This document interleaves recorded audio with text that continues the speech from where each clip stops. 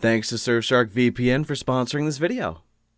Hi, I'm Arthur. And, okay, you've read the title. You know why you clicked on this video, you reprobates. The title of this video is meant to be provocative because, to be honest, the topic itself is provocative, but I am getting ahead of myself. So there is obviously going to be a few of you who don't know what I'm talking about, and I will let you know now.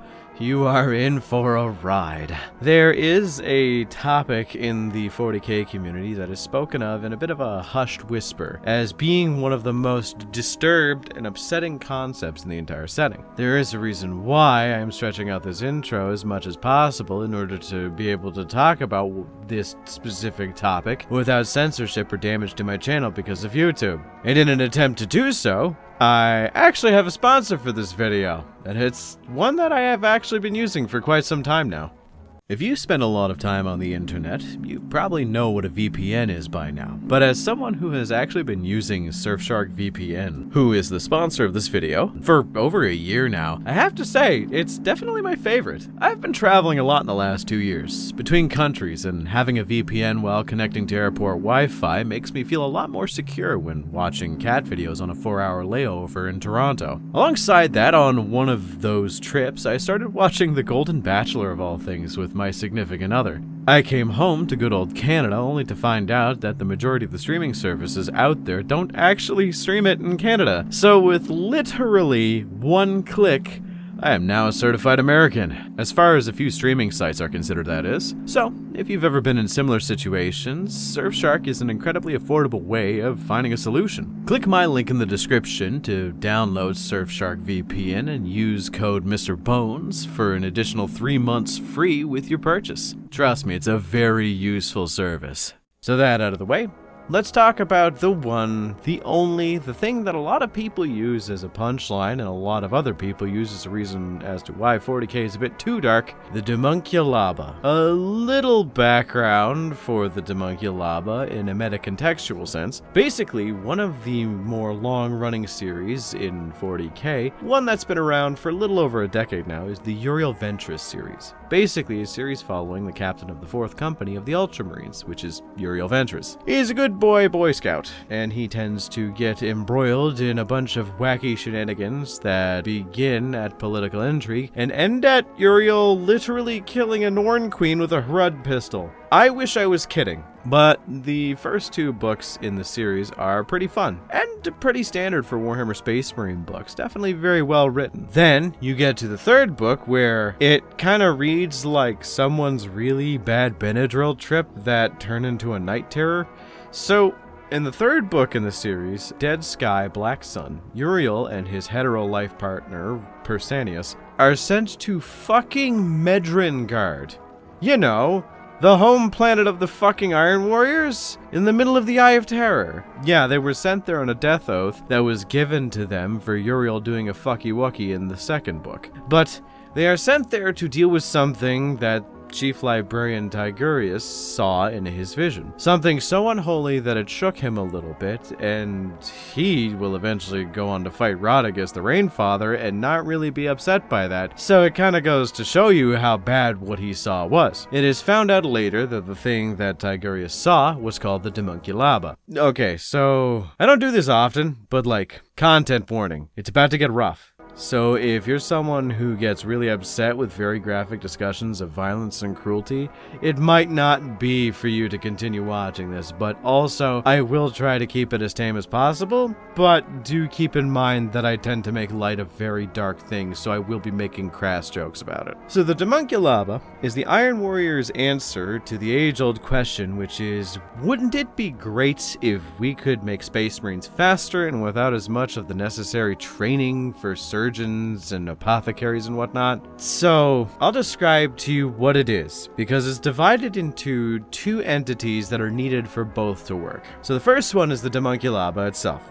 The Daemonculaba is a woman that was kidnapped, likely on an Iron Warriors raid of some loyalist planet, and forcibly filled with chemicals, growth hormones, chaos magic, and a bunch of surgeries to cause specifically their womb to bloat to monstrous proportions that will then be ripped open to make an entrance. Then they will put the genetic material of usually crushed up dead Iron Warriors, and in some cases alive Space Marines, alongside a 10 to 14-year-old child. They will then sew this womb back up with both of those things inside, where the genetic code, the gene seed, and the organs will then magically manifest inside of the child, and they will grow to the size of a fully grown Space Marine. They will then explode out of this weird demon womb of this poor woman. Now, the women are kept chained up, and thankfully under the effects of a demon soporific that is numbing their senses and pain to some degree. But speaking as someone who spent 4 years studying anatomy, yeah, it's probably not enough. They then, if the person survives the birthing process, put another child in there with genetic code, and sew them right back up, and hopefully it works again. And they do that until the Daemonculaba dies. So the second part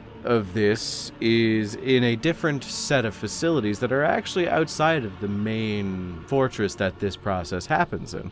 So if you are a woman that is not fit for the Daemonculaba, say you are too old, infertile, or you just don't have the right genetic makeup, or you are a man, then you are taken to one of these facilities and force-fed chemicals that make your skin incredibly elastic, as well as just, okay, well, you're going to be force-fed through tubes that would cause your body to bloat up like balloons, stretching their skin to capacity. They then let the skin set back to its normal thickness. From there, they actually do the mother of all liposections and remove all of the fat off of your frames while keeping their skin super dangly and loose. What did they do with this? Well, when the new Iron Warrior explodes out of the Daemonculaba due to the process of becoming a Space Marine so quickly, their skin basically just melts off, or tears off, whichever is worse. So they need fresh skin to put over the new Marine and graft. So they essentially have a bunch of factories set up to mass produce skin plants, which also they use the skin for a bunch of other things like leather bags, medical shit, making weird abominations made of meat and metal with a few extra skin patches that they need. You know, it's really an all-purpose tool. Graham, what the fuck? I wanted a wacky woohoo Space Marine adventure, not fucking relive that one scene from Slither crossed with the Space Marine Yosef Mengele. There are scenes in this book where even Uriel Ventress looks at the shit going on and is genuinely taken aback at how horrid the shit he is seeing is. But that's not the reason you're here. You know it's bad. Just the word reverse C-section probably is enough to send a few of you to rat your fucking guts out. But I am here as a fucking scholar trying to tell you that after reading this book, is the Daemonculaba as bad as its description would entail? Is it worse, or is it not that bad? Because the description is kinda important. It's like referring to Space Marines as massive child soldiers, which, I mean, from a reductionist standpoint, yeah, they kind of are, but they could just be selling us on the concept and leaving it there without much fanfare. So, how bad is it in the book it is in? Pretty bad. Like, it's genuinely pretty fucked up. Because they try to highlight the dehumanizing, casual disregard for life that modern Iron Warriors have, and how they tend to use humans, demons, and pretty much anything as a means to an end. Parts to a machine, no matter how slick and meaty they are. But I will say, it didn't hit all the notes I was kind of hoping for, which does make me have to subtract some degree of points from it in order to give it a good final score. So what do I mean? Well, it's disturbing on principle alone, but they kind of just let it stew. I find interacting with the Daemonculaba, or even showing the process of becoming one, would be way more fucking scary and disturbing than if they would just show the end result like they did. What do I mean? You guys familiar with Dragon Age? Oh yeah, we're fucking going there. There is this thing in Dragon Age that is kind of the same, but a bit worse. It's called a brood mother, and they are basically the Daemonculaba, but worse. So worse, in fact, that I don't think I can even get away with talking about them in this video. So if you want to ruin your day and be a little bit fucked up for the rest of the night, look up the brood mothers from that wacky fantasy game from about a decade ago. Trust me, you'll understand. But the basic answer as to what they are is we know the step-by-step process as to how they become a broodmother. And suffice to say, it is harrowing. It is probably the one part I think they could add to the story to make it a real gut puncher. Like, imagine if from time to time we had a few chapters of the perspective of someone who is watching a person become a Daemonculaba, I feel that would either come off as either exploitative or just a masterclass in body horror. So in general, I think that Daemonculaba definitely deserves its reputation, but it doesn't overreach. I was kind of hoping to go into the story and find out